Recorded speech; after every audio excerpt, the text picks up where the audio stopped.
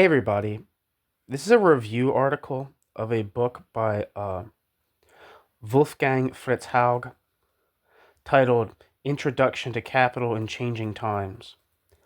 The review is by Werner Bonefeld, and the title of the review is Naturalization versus Critique of Economic Categories on Haug's Introduction to Capital in Changing Times.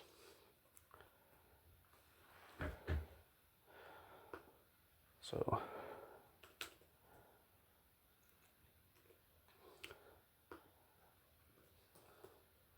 let's look up Wolfgang Fritz Haug.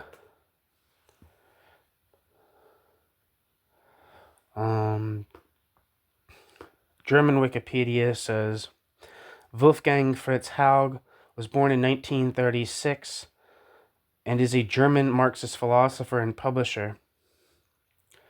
Haug attended Georgi Gymnasium, Esslingen, and studied philosophy, Romance languages, and religious studies in Tübingen, Montpellier, Berlin, and Perugia from 1955 to 1963.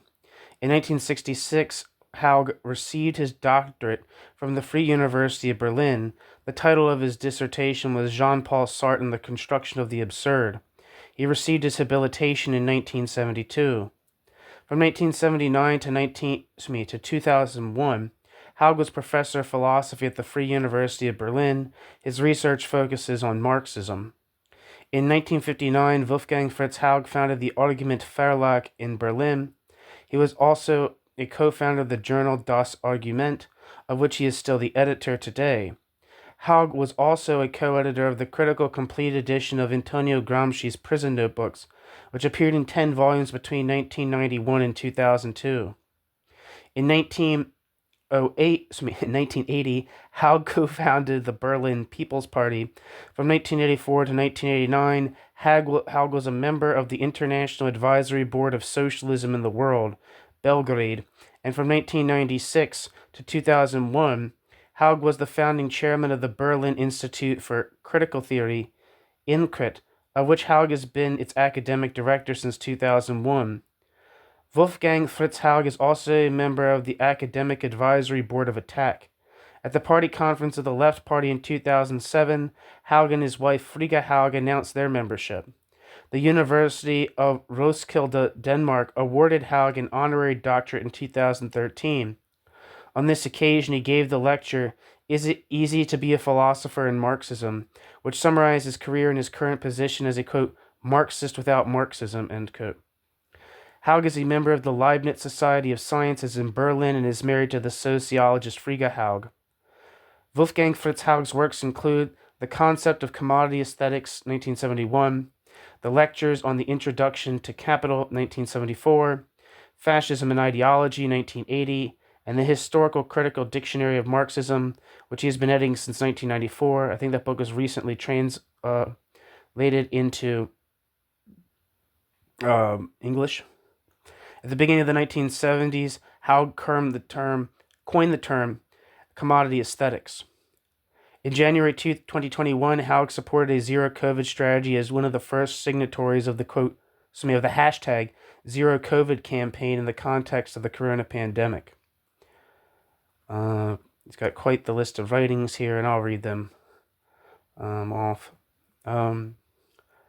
Helpless Anti-Fascism, Critique of the Lecture Series on Science and National Socialism at German Universities, published 1967. Commodity Aesthetics, Sexuality and Domination, 1972. Critique of the Aesthetics of Commodities, 1971. Certain Negation, The Stunning Consent of the Good Soldier Schweik, and Other Essays. Lectures on the Introduction to Capital. Fascism and Ideology, 1980. Commodity Aesthetics and Capitalist Mass Culture, Advertising and Consumption, published 1980. Self-Administration with Violent Elferding, 1981. From Helpless Anti-Fascism to the Grace of Late Birth, 1987. Plural Marxism, Volume 1, 1985. Plural Marxism, Volume 2, 1987. The Fascism of the Bourgeois Subject, 1986. From Helpless Anti-Fascism to the Grace of Late Birth, 1987. Gorbachev Essay on the Coherence of His Thoughts, 1989. The Perestroika Journal, 1990. Jean-Paul Sartre, The Construction of the Absurd, originally published in 1866 and made into a book, 1991. Elements of a Theory of the Ideological, 1993.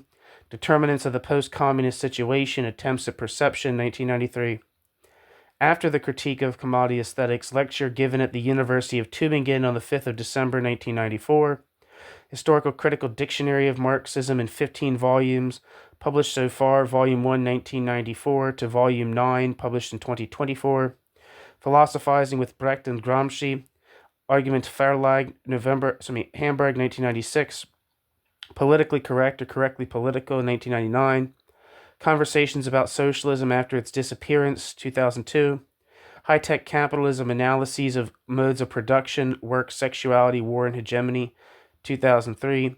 13 Attempts to Renew Marxist Thought, followed by Explorations of Marx, Lenin, Luxemburg, 2005. Introduction to Marxist Philosophy, 2006. New Lectures Introducing Capital, 2006. Is It Easy to Be a Philosopher in Marxism, 2013.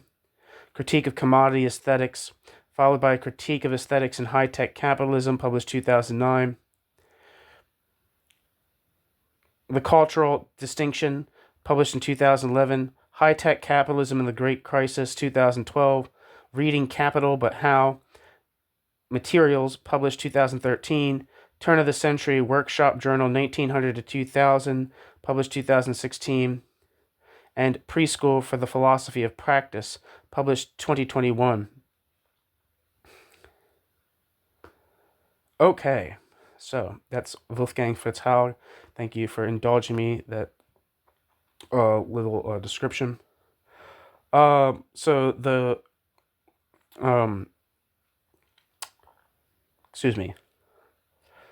abstract for this article says, the article reviews the 2-volume introduction to Capital by the German philosopher Wolfgang Fritz Haug. Like Althusser's structuralist interpretation, Haug does not interpret familiar Marxist ideas in trans-historical language. Rather, he, too, presents trans-historical positions without ceremony as Marxist ones. His robust critique of critical interpretations helps to expose the traditional basis of Haug's account that conceives of economic categories as natural things. Haug's volumes are also marked by transition from the certainty of state socialism to the uncertainty of state capitalist. Haug's volumes are also marked by a transition from the certainty of state socialism to the uncertainty of state socialist transformation since 1989, and in the face of the apparently new, quote, transnational, end quote, capitalism of the 2000s. Whatever the political consequences of this charge, Haug's approach remains true to its tradition, tracing the natural basis of economic categories. All right, so here we go. Section 1, Particulars. Wolfgang Fritz Haug is Emeritus Professor of Philosophy at the Free University of Berlin. From 1959 to 1997, he was chair of the Argument Publishing House. He has edited Das Argument, Journal for Philosophy and Social Sciences, since 1959.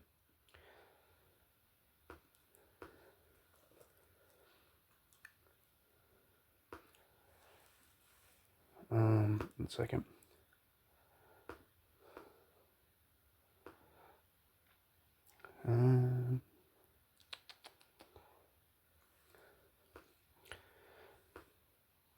German Wikipedia says the Argument Journal for Philosophy and Social Sciences was founded in 1959 as an independent academic journal of a Marxist-oriented West German left. Das Argument is published by Argument Verlag in 4 issues per year, with the last issue of the year usually being a double issue. Since 2005, the journal has been published by the Berlin Institute for Critical Theory, is a cooperation partner of Linksnet. With issue 342, published in 2024, the journal will be discontinued in its current form. With issue 342, published in 2024, the journal will be discontinued in its current form. According to Haug, the continuation is still open. The review section should be continued.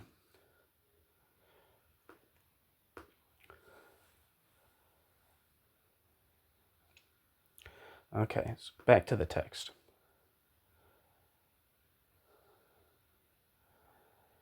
Haug founded the Berlin People's University in 1980.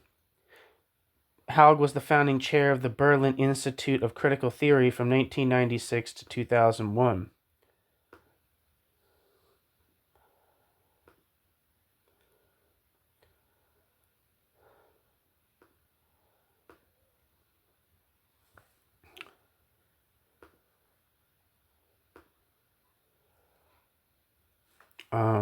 German Wikipedia says the Berlin Institute for Critical Theory is a registered and non-profit association.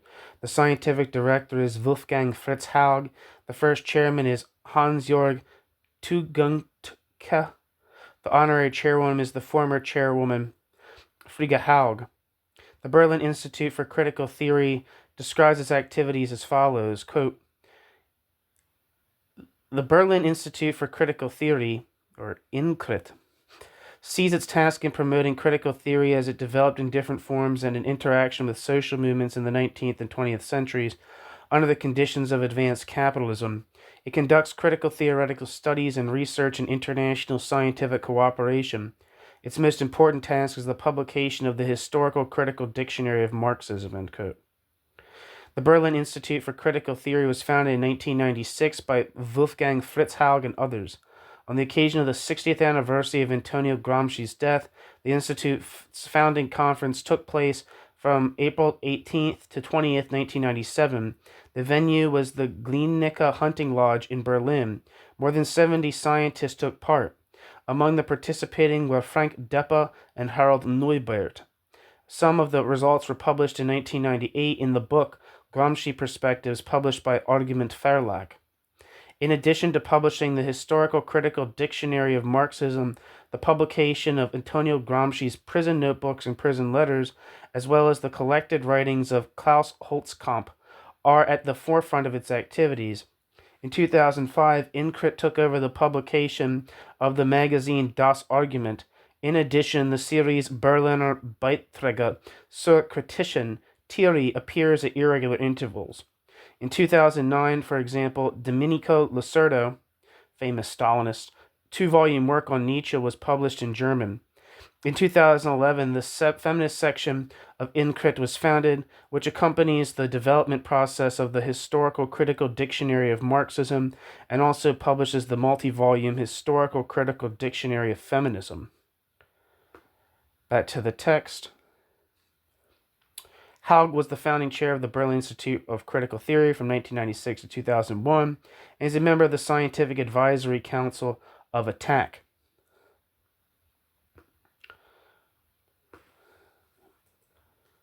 Isn't ATTAC like something on about taxation, or like taxing like inheritance or some shit like that?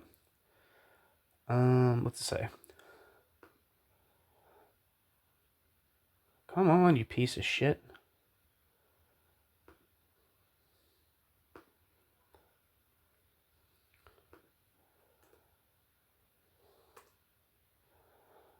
Oh my god. Anyway, it's not important. Moving on. Haug has published extensively on Marxist philosophy, including Gramsci and Brecht, and on commodity aesthetics, ideology, culture, and the struggle for socialism. Haug is the editor of the Historical Critical Dictionary of Marxism. A Festschrift in his honor was published by Westliches Dampfboot in 2001. Footnote, these particulars and much more can be found on Wolfgang Fritz Haug's well-organized and informative web page. End footnote.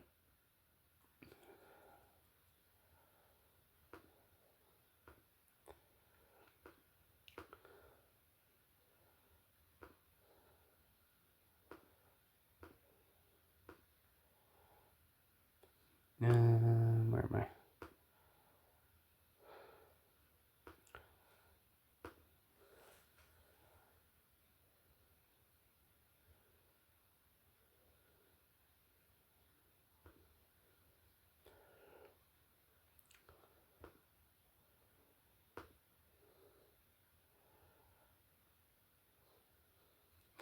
I want to read the Wikipedia real quick for a historical critical dictionary of Marxism. It's a 15-volume German language dictionary containing over 1,500 historical terms related to Marxism. Since 1994, the 9 volumes of the dictionary, which contain 1,500 key words in 15 volumes, have been published by the Hamburg-based Argument Verlag at 2 to 3 year intervals, with each volume appearing in 2 parts from volume 6 onward. The dictionary is a publication of the Berlin Institute for Critical Theory, up to and including volume 611. Wolfgang Fritz Haug was the sole editor. Frigga Haug and Peter Jelle have been co-editors since volume 7. Wolfgang Kuttler since volume 8. In each of the previous partial volumes, between 65 and 105 authors have contributed to between 68 and 117 articles on the respective keywords. In addition, more than 800 scientists have contributed. The Historical Critical Dictionary of Marxism was founded in 1983 as a supplement to the German edition of the Dictionnaire critique du Marxisme, Critical Dictionary of Marxism, whose French influence discussion had been criticized by its editor. That is also published with Haymarket Press in English now. With the end of state socialism, however, this approach was abandoned and the project was opened up to authors from Asia, Africa, and Latin America. The Historical Critical Dictionary of Marxism was based in its conception on the Historical Dictionary of Philosophy, although, as Wolfgang Fritz Haug notes, there is, quote, hardly any overlap, end quote, in the selection of lemmas and the presentation of the material. It deals with theoretical and political strategic concepts that go back to Marx and Engels. In addition, keywords that are not of Marxist origin are also included, provided that they, quote, articulate historically new problems or knowledge claims, end quote, or, quote, bring previously neglected aspects of Marxism to the fore, end quote. These include new concepts such as the, quote, transition to the high-tech mode of production of transnational capitalism, end quote, the, quote, failure of the Soviet social formation, the, quote, North-South conflict, and the, quote, new social movements, women's movement, ecology movement. On the one hand, the dictionary aims to deal with Marxism as a historical phenomenon, quote, after the termination of the communist experiment, end quote, without which, quote, science, culture, and politics of the 20th century, end quote, cannot be adequately understood. On the other hand, the editors consider Marxism to be a project that will remain unfinished as long as the, quote, existential problems to which it began to respond have not been solved or have become meaningless, end quote. Since 2011, article trailers have been available online and free of charge in the Wiki Encyclopedia. A fee of 20 cents per article column is charged for access to the entire article. In 2017, work began on a Chinese translation. The second translation was published in 2021, and a third will follow in 2023. An English language selection volume was published in 2023. The book project was welcomed because it had long been a desire to be able to obtain precise information on Marxist technical terms. The thematic expansion to include newer fields such as feminism and the ecology movement was praised, as was the openness and plurality in the choice of key words such as jazz, jeans, internet, me Inc., or, quote, irony. The treatment of capitalist globalization and its political effects was also highlighted as a strength of the dictionary. Although the Historical Critical Dictionary of Marxism is said to have an open and undogmatic concept of Marxism and a critical attitude towards the power politics of the Soviet Union, it has also been accused of overemphasis on Marxism-Leninism, of distancing itself from classical critical theory, and of ignoring the newer non-academic value criticism that draws on critical theory. Rolf Hecker, who, if you don't know who Rolf Hecker is, I'm not an expert on Rolf Hecker, but Rolf Hecker is very important in the new receptions of Marx in Germany. Rolf Hecker complains that his keynote article, Simple Commodity Party Production, was changed without his consent. Heinz Guess has withdrawn his planned contribution, Critical Theory, due to disagreement over the scope of the term and the line of the journal Das Argument, which is published by the same publisher. All right, so back to the text.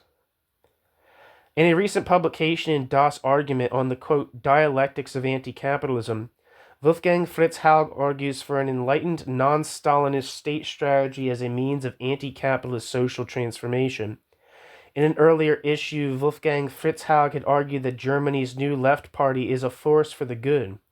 In connection with the anti-globalization movements, it may shift the balance of forces to the left, making it possible for the SPD to return to its socialist roots. Footnote.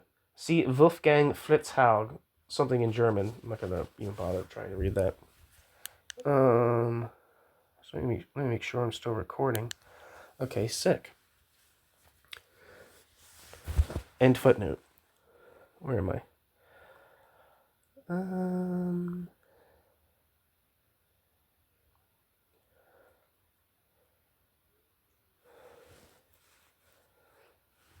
Haug's philosophy is political. Haug's philosophy demands practical engagement. Haug's philosophy is also scientific. Haug's philosophy demands theoretical independence from political practice. Haug's introduction to Capital argues from the, quote, standpoint of socialism, end quote.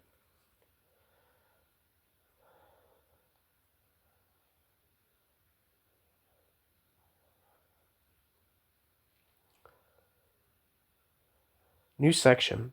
The volumes in context. Vorlesungen and Neue Vorlesungen contains 12 introductory lectures, each mainly on the first volume of Capital. Volume 1 originated from lectures delivered at the Free University of Berlin in 1971, which appeared in book format in 1974. The present edition is the sixth, quote, completely revised edition. It comes with a note on the new edition, the prefaces to the first and second editions, 1974 and 1976, and the afterword to the third edition in 1985. Of its 12 lectures, 11 are on Marx's value form analysis. The final lecture discusses the meaning of critique in the critique of political economy. The 12 lectures of Volume 2 were first delivered at the Free University of Berlin in the academic year 1999-2000. The lectures vary from methodological discussion to examination of the meaning of personification, money as money, neoliberalism, etc. The volume also includes a number of excursions on abstraction, mediation, self-organization, the gender of the working class, labor's disappearance and social forms, and the crash of 1987, which offers a competent review of Ernest Mandel's analysis.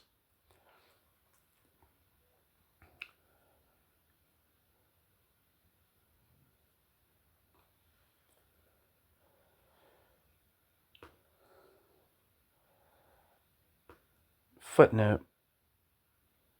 I'm going to look up these books. They're from in German, the books that are being reviewed. See if I can get any description on them. The first book, Vorlesungen zur Einführung ins Kapital, by Wolfgang Fritz Haug, translates as Lectures on the Introduction to Capital.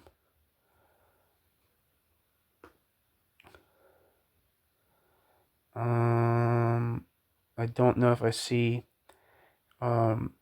any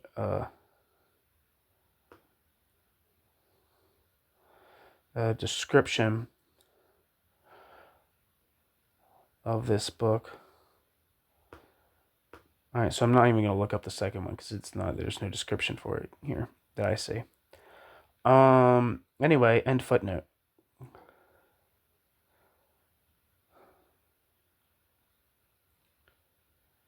The volume concludes with a reprint of Haug's 1972 Habilitations lecture, quote, the importance of the standpoint and socialist perspective for the critique of political economy, end quote.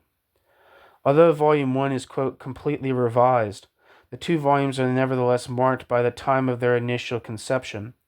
Volume 1 was conceived in the early 1970s, the time of quote, triumphant Fordism, and a time of revolutionary certainty that capitalism would become socialism by way of, quote, natural historical necessity, end quote. By the early 2000s, the historical laws had accomplished their work in wholly unexpected ways, and as Haug comments, the erstwhile belief in the certainty of state socialist transformation was revealed as a, quote, child's dream. Volume 2 does not dream the dream that the completely revised edition of Volume 1 still holds, at least at a rhetorical level. Volume 2 was conceived in the early 2000s, a time that belongs to a new capitalist regime, which Haug calls, quote, high-tech transnational capitalism, end quote.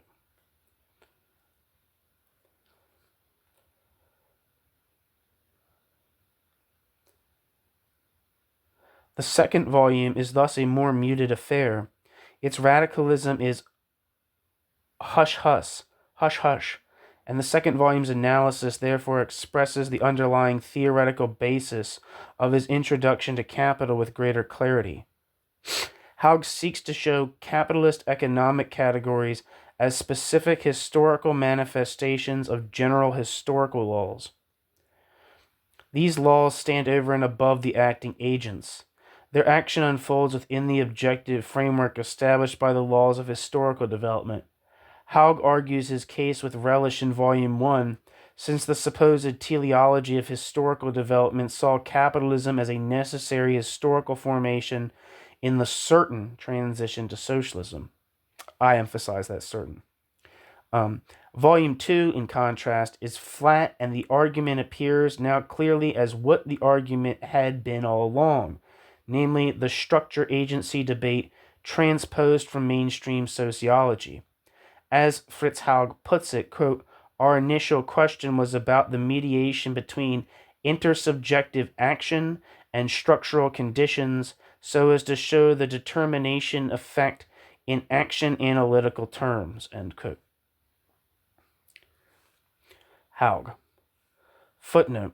Compare Haug's so-called dialectics of structure and agency with Victor Fanberg's traditional conception of social theory, according to which social theory is either a theory of structures or of social action. Fanberg argued that there are basically two competing sociologies, the sociology of system or structure and the sociology of social action.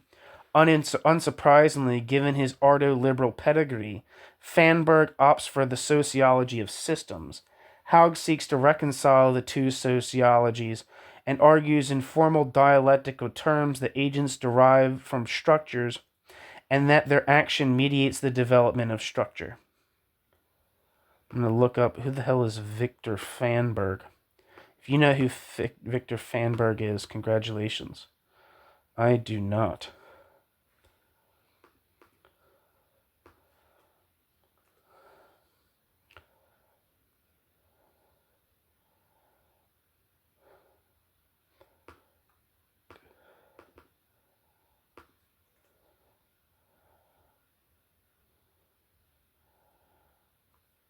It looks like he has some books out, but there's no, wait. German Wikipedia says Victor Fanberg, born 1943, is professor emeritus at Albert Ludwig University of Freiburg, where Victor Fanberg held the chair for economic policy from 1995 to 2009. From 2001 to 2010, he headed the Walter Eucken Institute in Freiburg. Victor Fanberg is a member of the board of the Walter Eucken Institute. And Walter Eucken's an important person in ordo-liberalism, I believe, which I only know from Werner Bonefeld. End footnote. In addition to the historical context, about which more in the conclusion, the intellectual context too reveals important insights. Marx, Engels, and Lenin apart, the key intellectual figure summoned by Haug is not, as the one would have expected, Althusser, but Adorno. Althusser is, of course, of great importance to Haug. Both Althusser and Haug engage in interpreting capital for purposes of post-Stalinist renewal of party communist interpretations of capital. This is their great endeavor. Arguably, Haug's reading of Marx seeks to wed the, quote, dialectical method with Althusserianism in a manner proposed by Lenin. Hegel's dialectics hold the key to capital as an analysis of the structural anatomy of the capitalist form of the fundamental relationship between man and nature. Haug castigates Althusser for suggesting to ignore Chapter 1 of Capital, criticizes Althusser for his dualistic conception of genesis and structure, agrees with Althusser on the role of the socialist intellectual.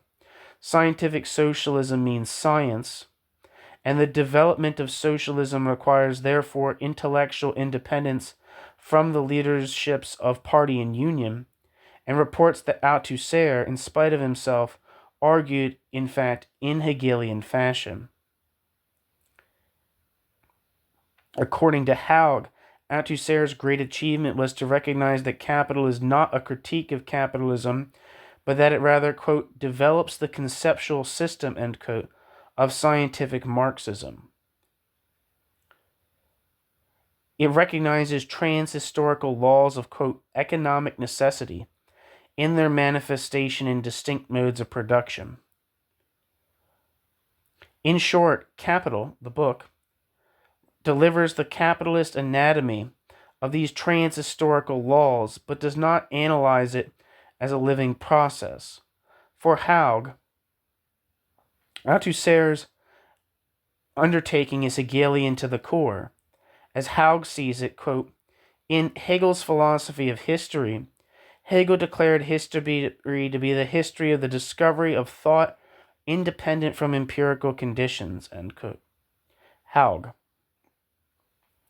This, too, is Haug's undertaking.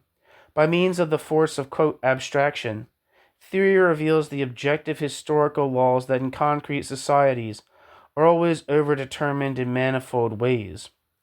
Haug suggests that the, quote, method of abstraction is the social science equivalent to the microscope of the biologist, end quote.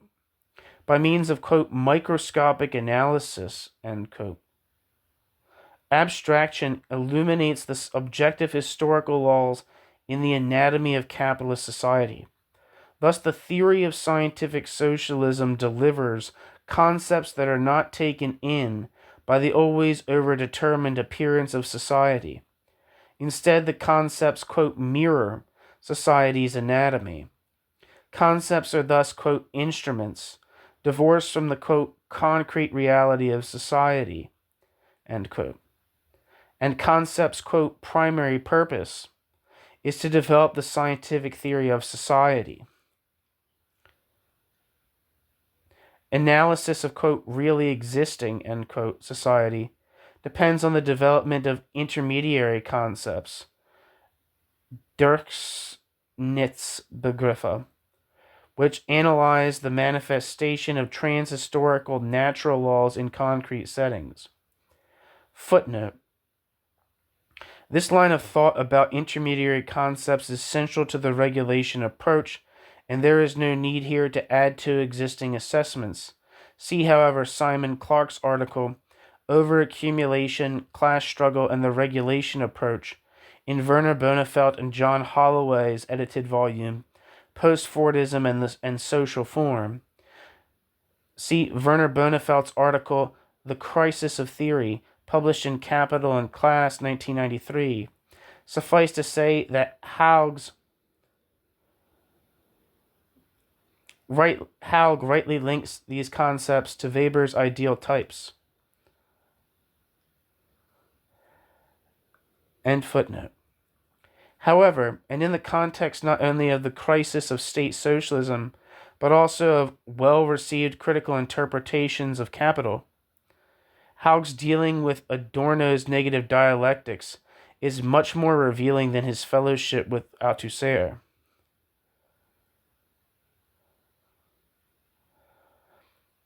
Footnote. A recent example is Michael Heinrich's Introduction to Capital, which since its first publication in 2004 has appeared in its 5th edition in 2007.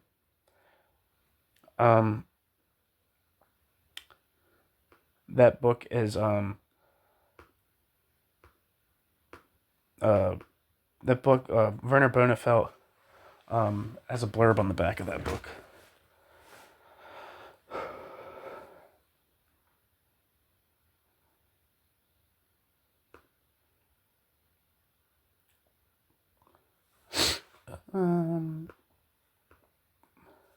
End footnote. In distinction to Haug, Adorno had argued that the strongest motif of Marxist theory does not suggest ontologization of natural laws, but rather their abolition.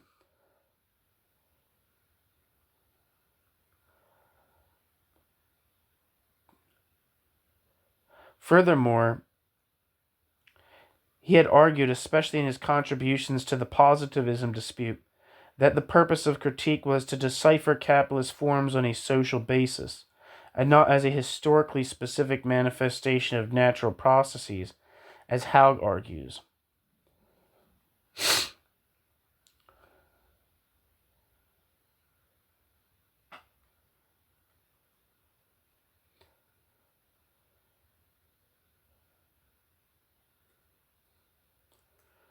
Sorry, I feel like I misinterpreted that. I'm going to read that again. In distinction to Haug, Adorno had argued that the strongest motif of Marxist theory does not suggest ontologization of natural laws, but rather their abolition. Furthermore, Adorno had argued, especially in his contributions to the positivism dispute, that the purpose of critique was to decipher capitalist forms on a social basis, and not as a historically specific manifestation of natural processes, as Haug does. Lastly, Adorno argued that concepts belong to the society from which concepts spring, and that concepts therefore do not have a transhistorical validity. The contrast could thus not be sharper. Here we have Adorno who argued that capitalist laws of social reproduction are finite, transient products of the finite and transient reality of capitalism. And there we have Haug who argues that these laws are transhistorical in their nature. Here we have Adorno who argues that capitalist forms need to be demystified as forms of capitalist human social practice, however perverted this practice might be in the form of the object. And there we have Haug whose approach represses this whole issue of social constitution, and instead elevates the, quote, laws of capitalist society into laws of history in general, arguing that capitalist social forms need to be traced back to their basis in nature.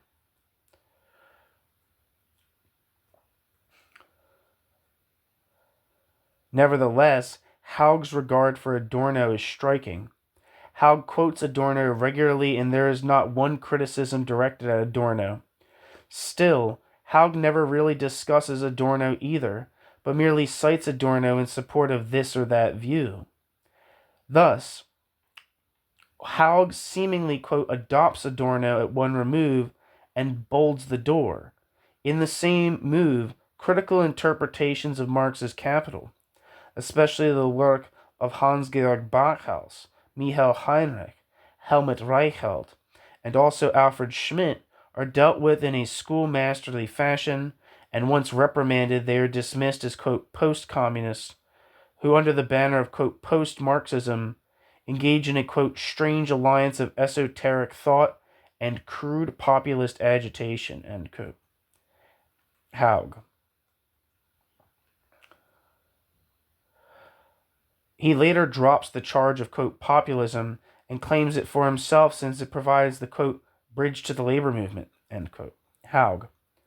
Allegedly lacking in this connection, their so-called, quote, normative Marxology, end quote, is, quote, radical only in its, quote, deceitful publicity. Verbal radikal. The so-called new reading of Marx, a term brought to prominence by Bachhaus and Reichelt during the 1970s, is condemned as fraudulent. Instead of demystifying capital, the, quote, new reading is charged with intellectualizing capital, perverting capital's critical purpose. Whether Haug's elaborate treatment of the value form is adequate to the task of, quote, demystification, I do not wish to judge. Who's his? Is that Marx's? I don't know. It says, whether his elaborate treatment of the value form is adequate to the task of, quote, demystification, I do not wish to judge. Suffice to say that those sitting in a professorial glasshouse should not throw stones. Amen to that. Suffice to say that those sitting in a professorial glasshouse should not throw stones.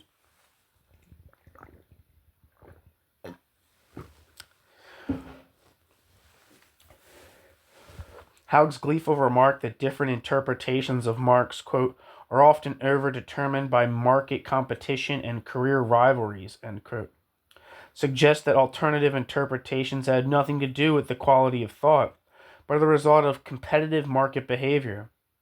Poor Backhaus. On this measure, his interpretation clearly is the best by a long way. But then, one should not always follow Haug's argument too closely, as he himself demonstrates to irritating effect.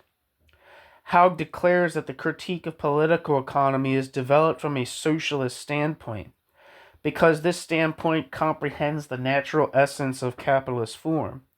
And then he argues, like Backhaus, that critique has a double meaning: to penetrate society and to criticize the doctrines of political economy.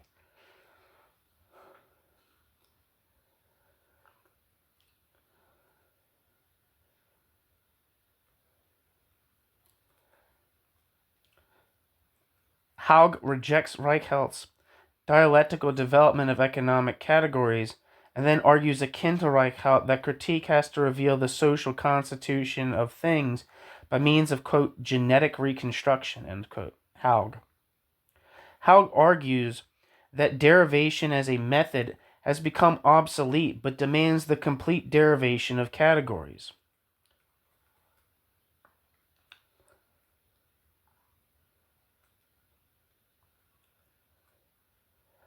Haug criticizes Heinrich, amongst other things, for his alleged action-theoretical approach to capital, and then argues akin to mainstream sociology in favor of a theory of action, etc. Haug's argument is strongest when he argues along the lines suggested by the critical reading of Capital. However, although Haug adopts some of its vocabulary, like, for example, genetic reconstruction, dialectics of research and presentation, mediation and social constitution, Haug does so in a specific manner. Haug rejects none of the dialectical concepts. Instead, Haug transforms the dialectical concepts into a universal world outlook. Dialectics becomes a merely abstract formal logic, akin a theory of knowledge, does not penetrate its subject matter, which it merely describes abstractly. The following sections present Haug's notion of the value form, Haug's understanding of the fetishism of commodities, and explain Haug's reduction of social relations to their natural basis, using the example of abstract labor. For the sake of drawing out the implication of Haug's approach, the next section includes contrasting arguments from the critical Marxist tradition. New section: Inquiry and Presentation. Haug rightly argues that the distinction between, quote, inquiry and, quote, presentation, inquiry being Forschung in German and presentation being Darstellung, is important for the proper understanding of the value form. With the exception of Horkheimer's essay of the 1930s, this distinction has by and large been ignored by commentators on Marx's Capital. Leaving aside Haug's scornful rejection of the work of Alfred Schmidt, Haug will, I believe, nevertheless readily agree with Alfred Schmidt that the correct understanding of Marx's method in Capital, quote, stands and falls on the concept of presentation, end quote.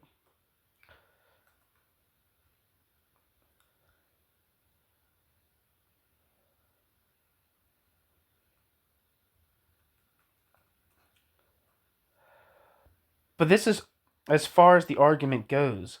For Schmidt, Marx's Capital's, quote, mode of presentation, end quote, Darstellungsweise does not follow the narrative history of its development, but begins with the finished forms, money, commodities, exchange value, etc., in which the capitalist social relations reproduce themselves. This reading maintains that in the first volume of Capital, it is not until the analysis of primitive accumulation in Part 8 that the historical presuppositions of the analysis of commodity fetishism developed in Chapter 1 are presented. Marx's critique of political economy is thus seen to be in reverse order to the actual historical sequence in which the social relations underlying these categories developed. Furthermore, this reading argues that, while the, quote, mode of presentation, end quote, does not parallel the actual course of events, it does presuppose them. That is to say, quote, it would therefore be unfeasible and wrong to let the economic categories follow one another in the same sequence as that in which they were historically decisive. Their sequence is determined rather by their relation to one another in modern bourgeois society. End quote. Marx. Grundrisse.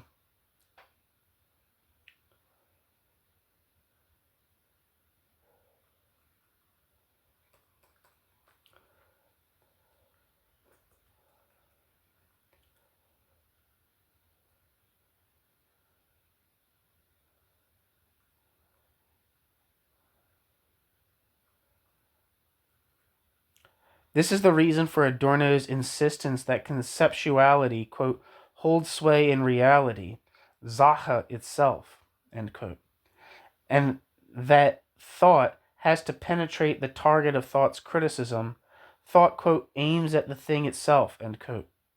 Marx's critique of political economy is therefore seen by Backhaus to have a double meaning. It is, quote, critique of economic categories, and it is, quote, critique of political economy as an objective social form of existing social relations.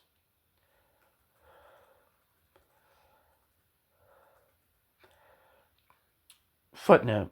See Adorno's article, Sociology and Empirical Research, in Adorno et al.'s edited volume, The Positivism Dispute in German Sociology, Adorno Negative Dialectics, Backhaus, something in German, and Stefan Dürnuf and Reinhard Pitsch, edited volumes, Wolfgang Haug zum Gedächtnis, eine Gedenkschrift in zwei Bänden. I think Wolfgang Haug might have been some type of scholar in East Germany. I'm not sure. I might be making that up completely. If that is correct, I'm a fucking I know everything.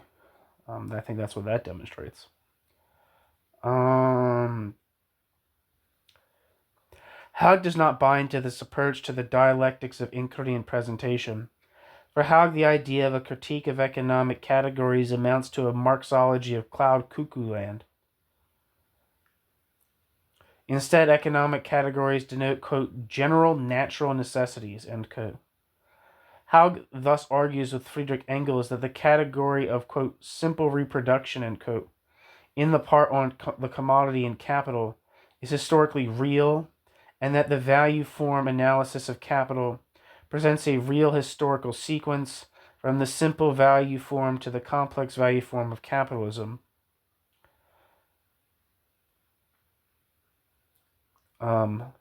If you're interested in learning more about that, check out the piece by Chris Author. It's on this channel, but you can also find it at Marxist.org, which is about, which is titled "The Myth of Simple Commodity Production." It's either C.J. Arthur, Christopher J. Arthur, or Chris Arthur. I don't know. He's gone by. He's written his name in a couple different ways, so I don't know if they all kind of. It's a little harder to centralize his work. Haug thus stresses the transhistorical and natural character of economic categories, like, for example, the category of value, and argues that what makes them capitalist is their capitalist, quote, way of functioning, end quote. Wirkungsweise.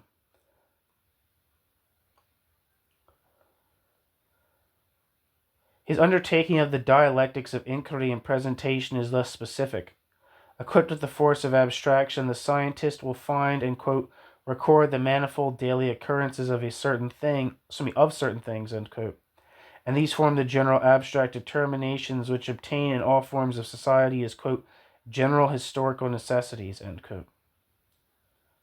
Haug.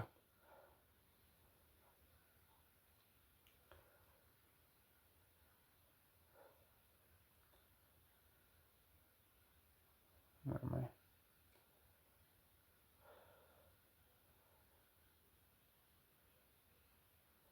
The importance of presentation is to show how, say, the transhistorical category of value operates in the transhistorical category of value specific capitalist form, leading to the specification of the transhistorical category of values operational modus in the structure of bourgeois society.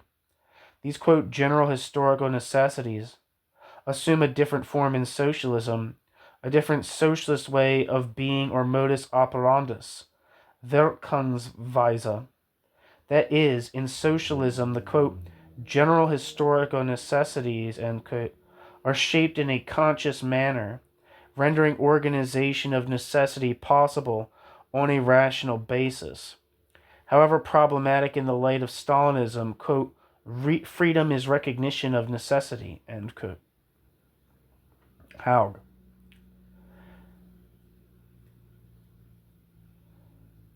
Haug states in appreciation of Ricardo and praise of Marx that the question of the genesis of surplus value is most important. The question of the genesis of surplus value leads, Haug argues, to the recognition of class relations as the fundamental relationship of capitalist society. Haug makes a very important point here, and it is disappointing that Haug's elaborate two-volume introduction to Capital pays little heed to this insight.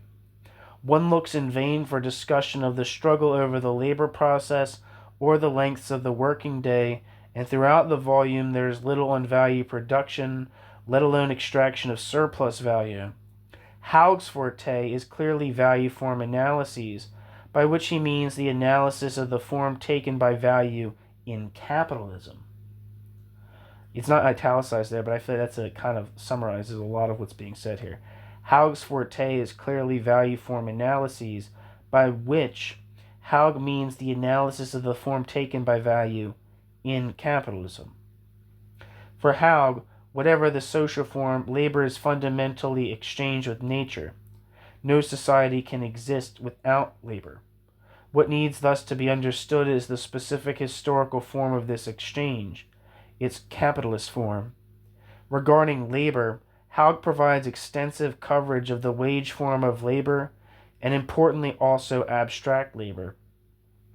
Haug argues that wage labor is the form labor assumes in capitalism, and that abstract labor is both a capitalist historical form and a transhistorical natural form that subsist in different forms in distinct historical formations, including socialism.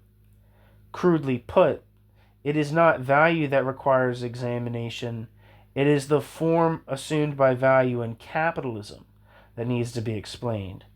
Haug's form analysis of value is thus an analysis of the capitalist manifestation of the presupposed concept of economic value, understood as exchange with nature in the merely, quote, quantitative aspect of the question, end quote, of value, which political economy examines but failed to get beyond.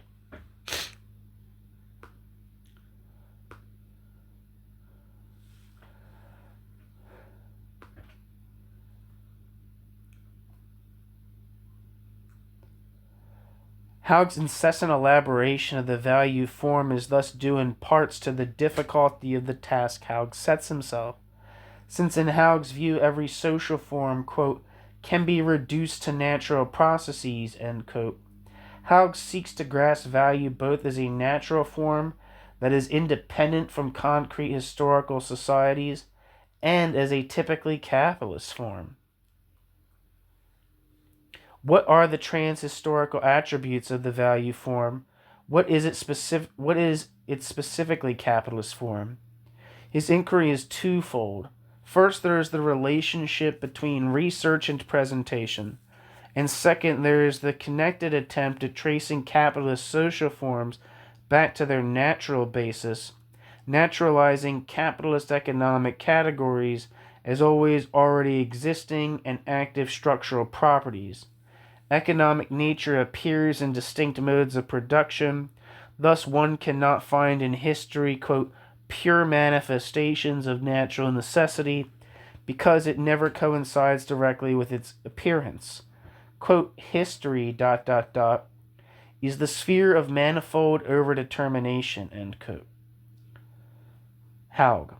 In concrete societies, the decisive transhistorical structure of economic necessity is thus rendered invisible. Deciphering the natural basis of the capitalist mode of production requires therefore microscopic attention, abstracting the enduring structures of economic necessity from their overdetermined mode of appearance.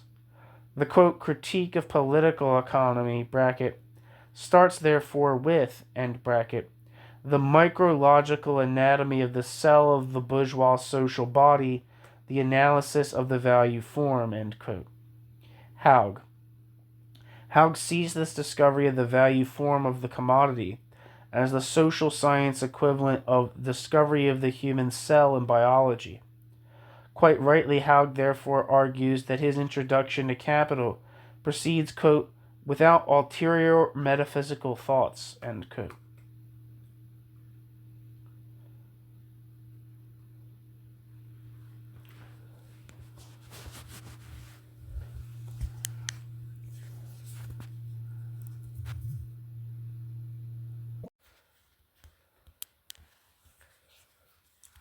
New section. Critique of fetishism and natural essence. I have argued that Haug identifies capitalist social, quote, laws as both social laws and natural laws. Social form analysis thus deals with the historically specific manifestation of transhistorical natural processes.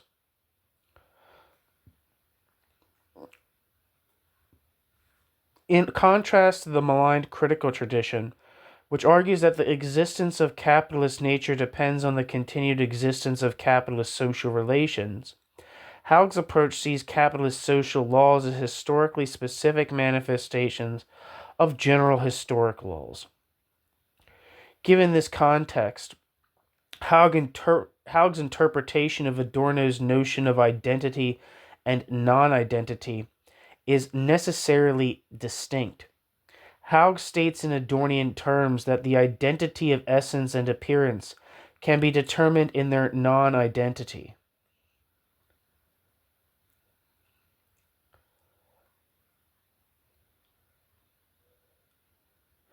What, however, quote, appears in appearance, end quote.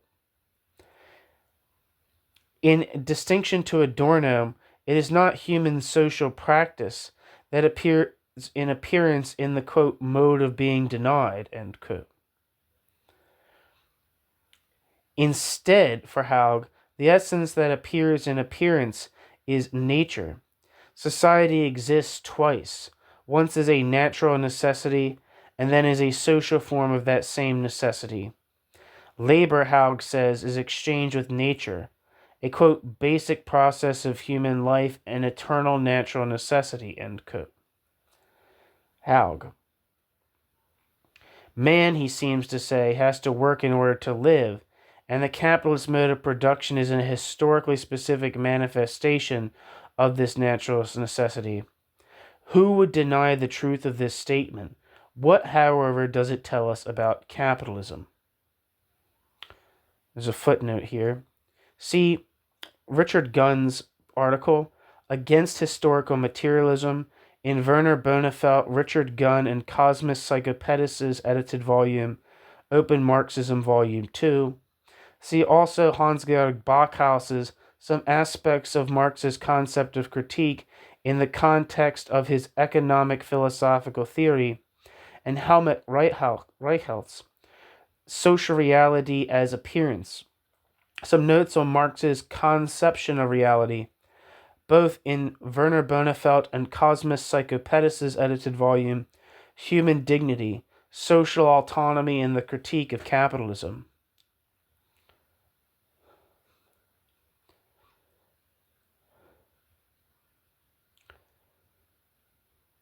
Back to the text. End footnote. Haug's introduction turns to Marx's critique of commodity fetishism at the start of Lecture 11. Haug describes some well-known ideas of the fetishism section, but does not go into depth. Haug mentions Marx's notion of, quote, objective illusion, argues with Adorno that such an illusion should not be equated with, quote, false consciousness, but has little to say about the objective character of this illusion. What might one understand by an illusion that is at the same time objective? Inquiry into the reality of fetishism as human social practice in the mode of things. The world occurs behind the back of the social individuals, yet it is the social individual's work. Is not what Haug is after here. Instead, Haug examines the relations between things as a haphazard form of sociability. The striking aspect of Haug's presentation are Haug's take on Marx's Robinson example and Haug's reference to Kant's definition of man as an unsocial social being. According to Haug, Kant's definition of human nature illustrates well the structural properties of commodity fetishism and is mirrored in the structure of commodity fetishism. Haug's interpretation of the Robinson example turns, quote, fetishism into an argument about superhistorical questions of the social organization of economic scarcity, and his reference to Kant opens a political perspective on socialism's transcendence of capitalism's, quote, unsocial organization of economic necessity. In capitalism, he argues, quote, the market represents the social being of individuals. The market is, it is as if the products enter into social relationships in which individuals are entangled as owners of these products, end quote.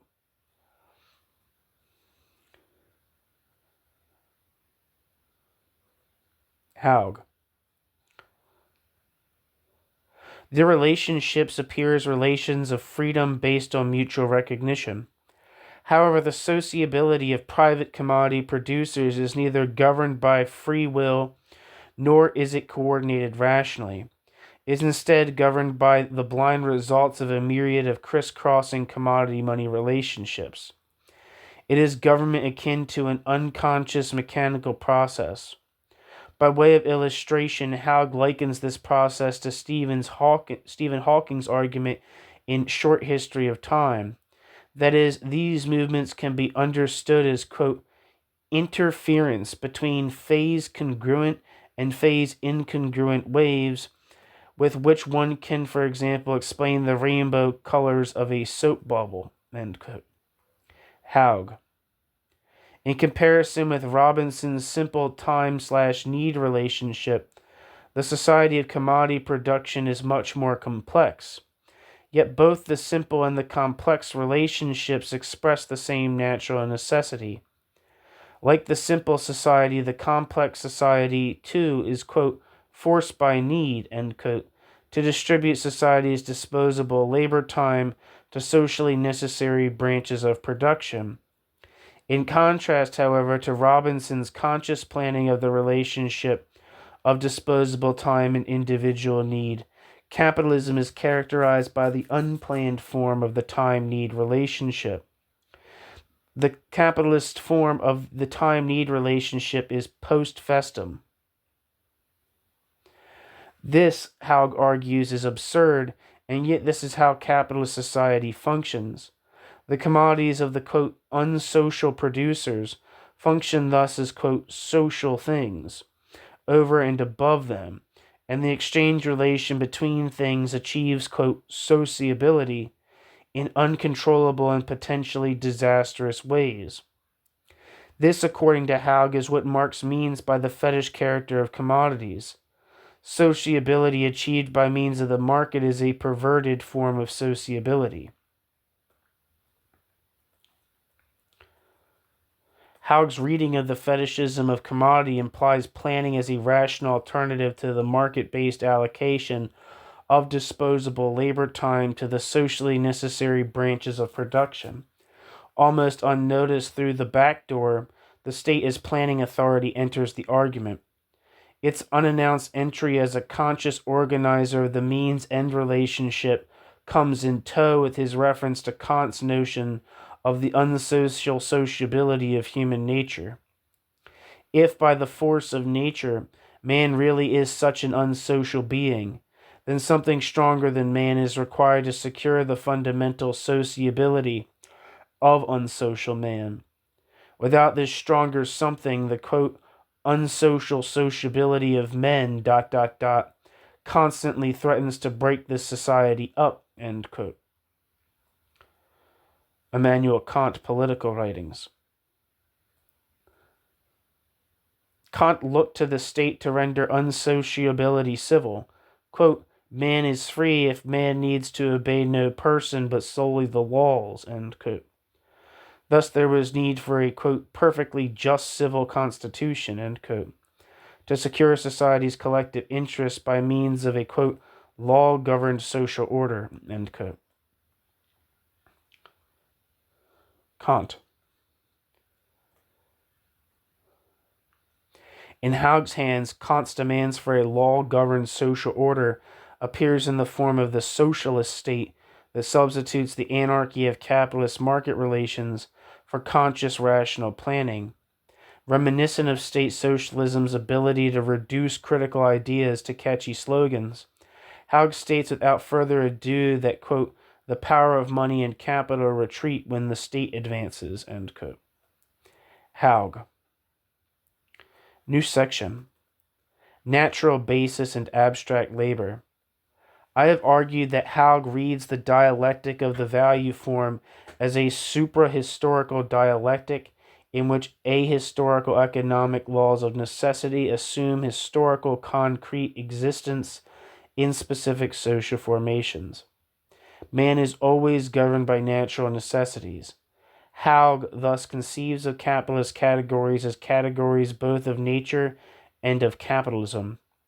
Capitalist categories such as abstract labor are elevated into categories that are valid in a naturalized supra-historical way. For Haug, abstract labor is both an abstract ahistorical category and a capitalist category, and socialism would entail the socialist positing of abstract labor, freeing it from its capitalist limitations.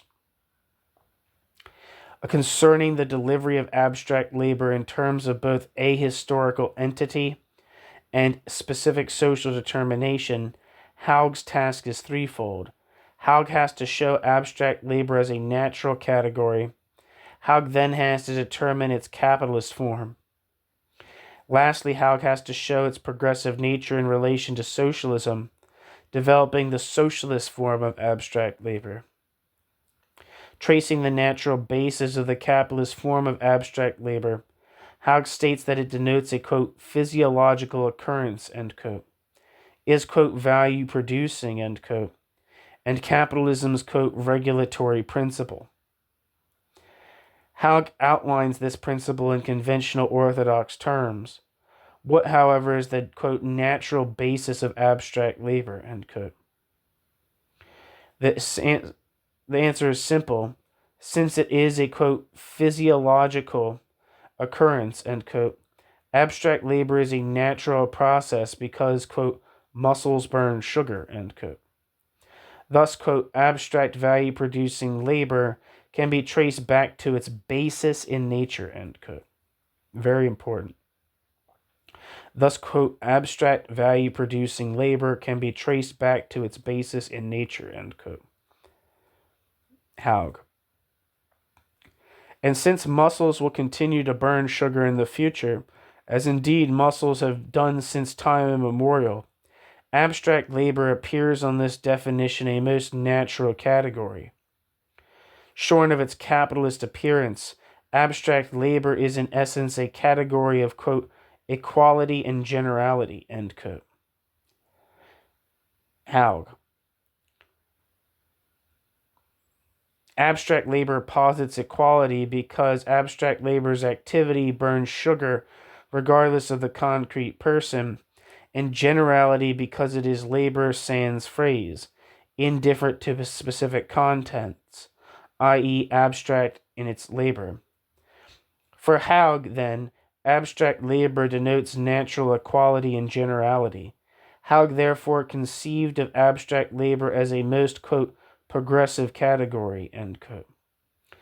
Quote, it is equality accomplished, end quote, and manifests the, quote, generality of labor, end quote, sans phrase, indifferent to the concrete person, task, and material content. Thus, for Haug, its natural character entails the possibility of a society where everybody contributes according to their abilities. In short, abstract labor contains within itself the, quote, objective possibility of a society based on solidarity, end quote. Haug. Socialism, Haug seems to suggest, reconciles man with nature in that natural form and social form coincide. As a natural category, abstract labor denotes equality and generality, and it is in socialism that the essence of the natural form coincides directly with its appearance.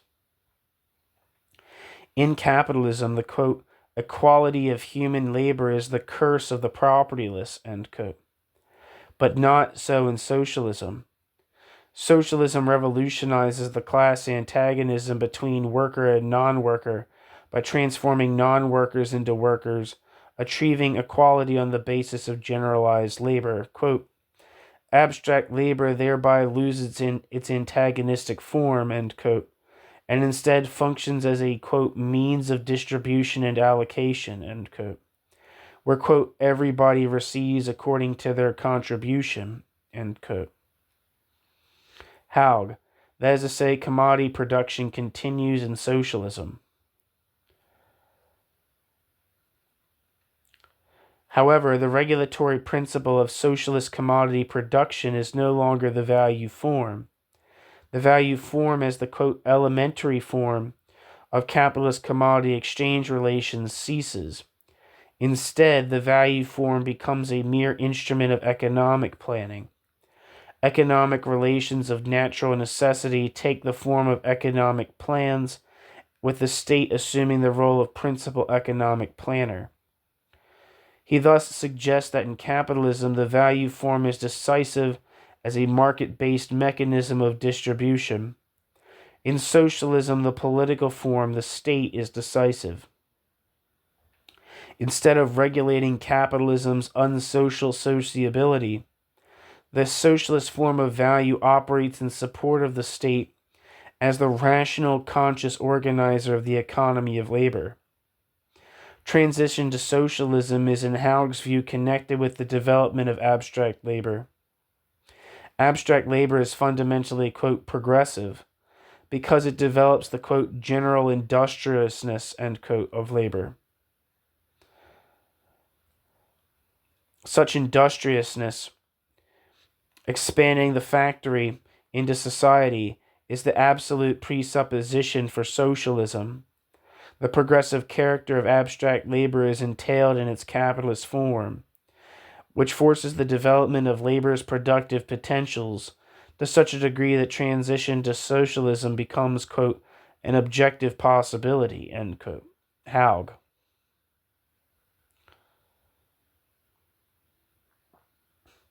The revisionist did so to argue that revolution was unnecessary, and the orthodoxy that revolution was a product of natural necessity. Haug argues neither this nor that, yet posits both.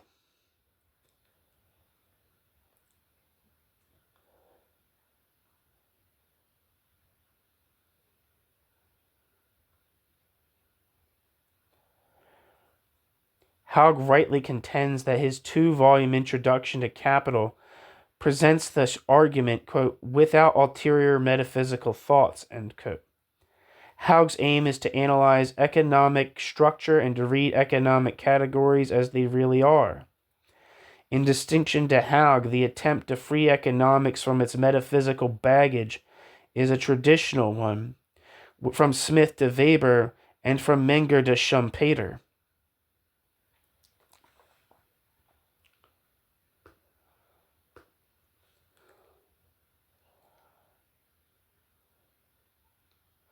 Footnote. See, for example, Simon Clark's Marx Marginalism in Modern Sociology, which is on this channel, and Werner Bonefeld's article, quote, Critical Economy and Social Constitution, published in the British Journal of Politics and International Relations, 2004.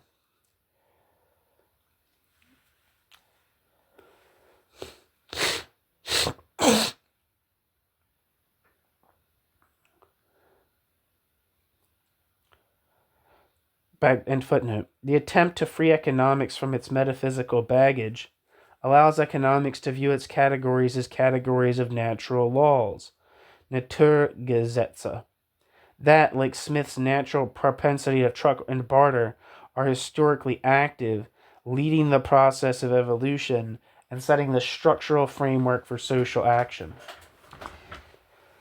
However,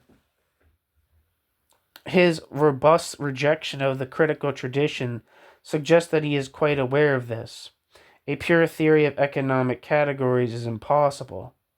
Crudely put, and this is one of the main arguments of critical theory, the physical baggage is in fact the human social content of economic categories, which economics posits but cannot accept without calling itself into question as a science of economic matter. Haug's contention to analyze economic categories as they really are is thus of particular concern. Haug's materialism remains abstract. Haug does not dissolve things understood as dogmatic. Haug's approach suggests instead that the strongest motive of Marx's critique of political economy is the ontologization of capitalist social economic laws as always already given and active, quote, natural laws. Drawing on Marx's critique of the, quote, economists' naturalization of economic categories, Haug's approach presents the capitalist mode of production as, quote, encased in eternal natural laws independent of history, end quote. It is this presentation that allows Haug to smuggle capitalist relations in as the, quote, inviolable natural laws on which society and history in the abstract are founded, end quote. Marx.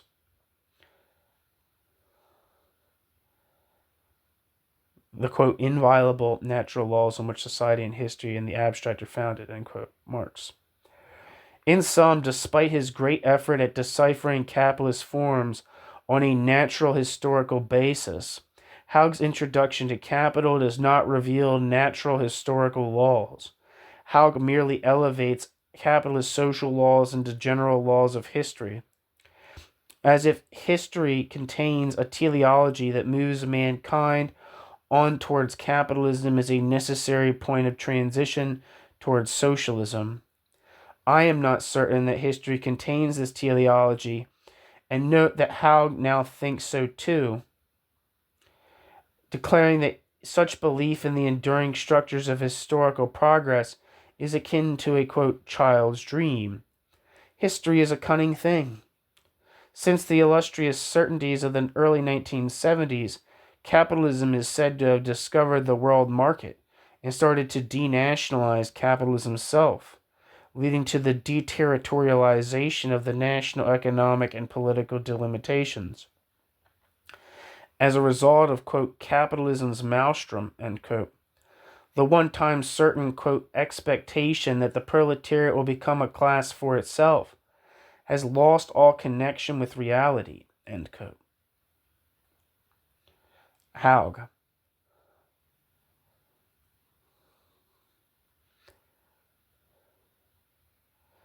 Yet the doctrine survives unscathed, and for good reason. The doctrine never pretended to analyze, quote, really existing, end quote, capitalism. It only sought to show its anatomy and develop the transhistorical theory of that anatomy. Whatever one might think about capitalism's alleged sudden discovery of the world market, the argument about distinct capitalist regimes, from the triumphant national Fordism of the early 1970s to the current regime of, quote, high-tech transnational capitalism, end quote, says more than it seems at first sight. Without doubt, capitalism is a most dynamic system of seemingly irresistible periodic change, where, quote, stasis is the fundamental condition of, quote, progress. However, the argument about successive capitalist regimes tends to make the past disappear in favor of a future present that seems novel in every respect. Quote, we are, Haug says, quote, the first generation that has been thrown into world history without a safety net, end quote. That's an insane statement to say. We are the first generation that has been thrown into world history without a safety net, end quote. Haug. The espousal of a capitalist regime change exposes a shrinking of historical consciousness. It justifies forgetfulness and justifies what is forgotten. In conclusion, Haug's endeavor to trace capitalist social categories to capitalist social categories' transhistorical natural basis says more than Wolfgang Fritz Haug cares to admit. That's the end of the article. Thank you so much for listening.